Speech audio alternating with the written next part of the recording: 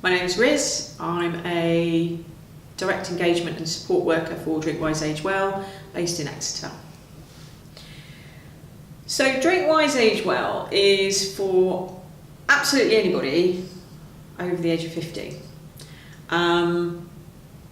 It's for getting help, getting advice. It's for getting information about alcohol, but also about healthy choices, about good physical health, good mental health.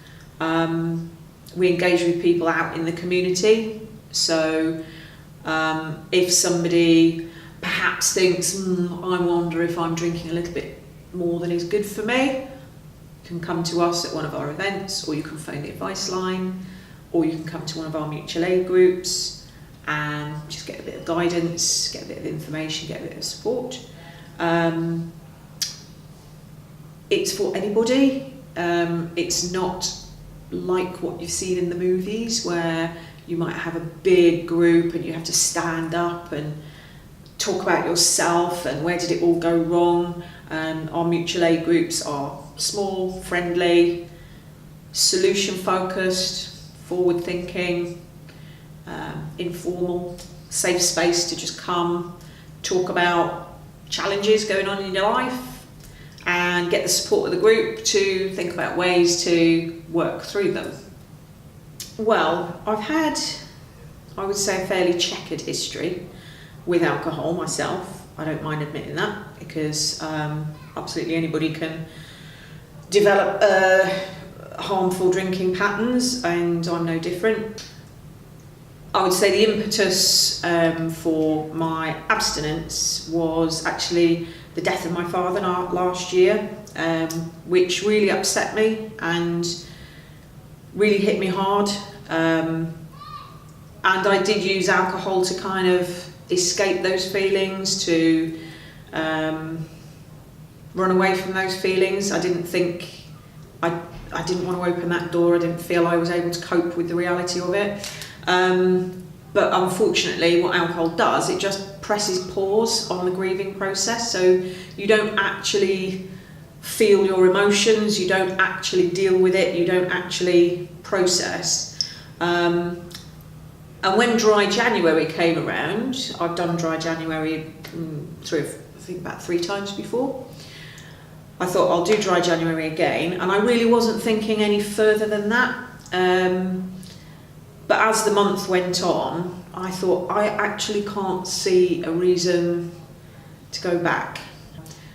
But I still didn't want to say that's it for me, for alcohol forever, because forever is a big, long, scary time.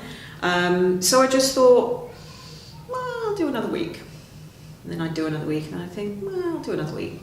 I'll see if I can get to the end of February. I think I'll just carry on.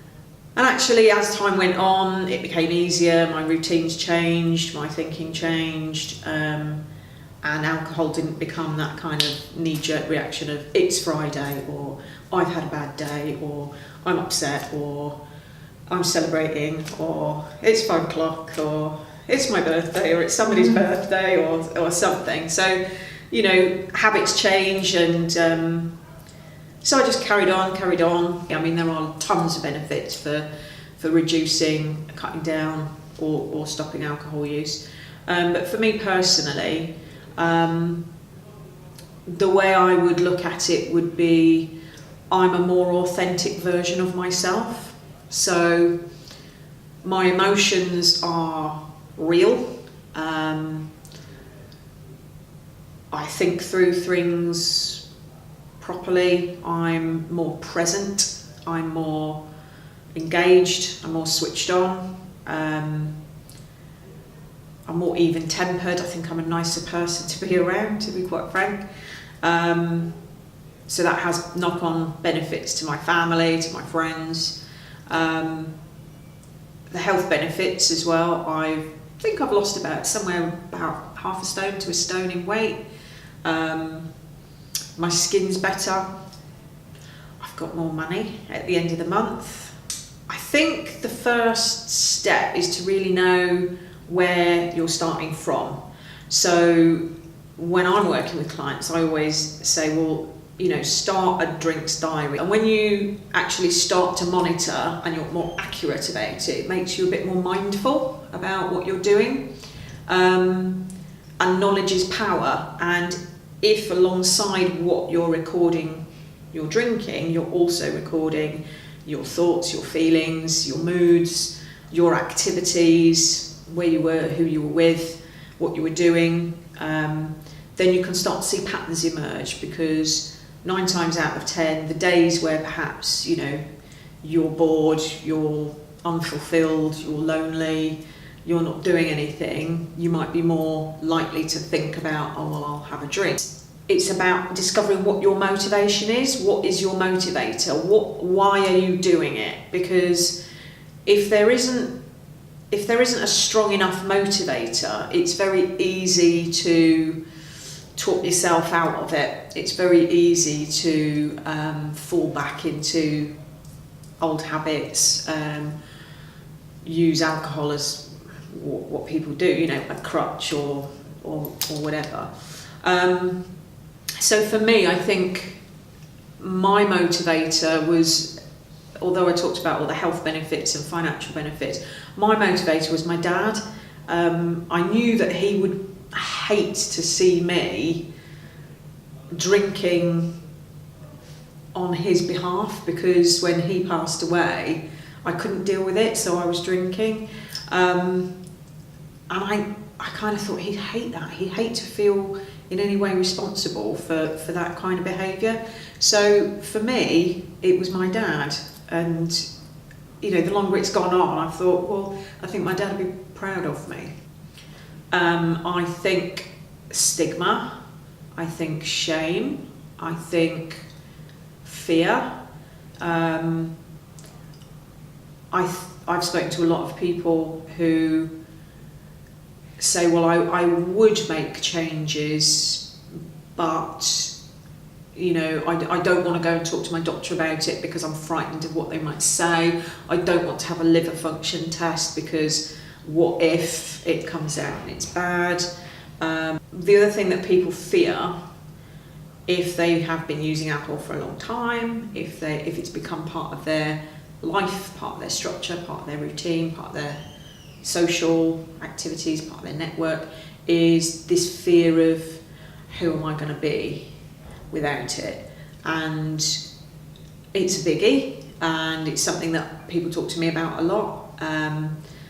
Fear that you'll be left out, fear that you'll be the only one not drinking, fear that you won't get invited to things, or if you do go to things, you won't enjoy them, and everything will seem flat, and all these kind of things. And they're all sort of permissions or excuses or reasons that we give ourselves to keep drinking.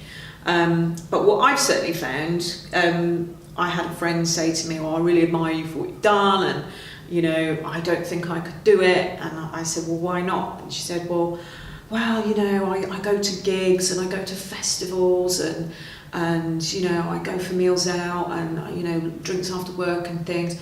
And I said, yeah, you know what? So do I. I haven't died.